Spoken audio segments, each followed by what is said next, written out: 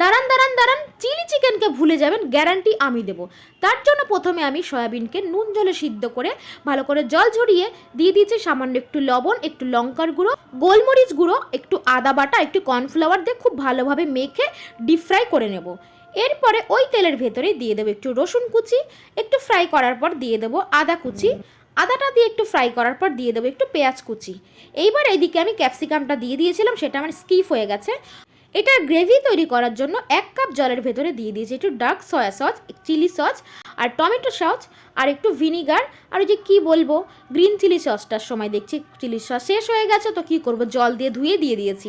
তার ভেতরে একটু কর্নফ্লাওয়ার দিয়ে ভালো করে গুলে নিয়েছিলাম। এইবার ক্যাপসিকামের ভেতরে পেঁয়াজ আর একটু লঙ্কা কুচি আর একটু লবণ দিয়ে ওই গ্রেভিটা ঢেলে দিয়েছি। তারপর ভেজে রাখা সয়াবিনগুলো অ্যাড করে দিয়েছি। 5 মিনিট ঢাকা দিয়ে রান্না করার পর রেডি হয়ে যাবে। খেয়ে কিন্তু কেউ ধরতেই পারবেন না এটা চিলি চিকেন নাকি সয়া চিলি, খেতে কিন্তু দারুণ।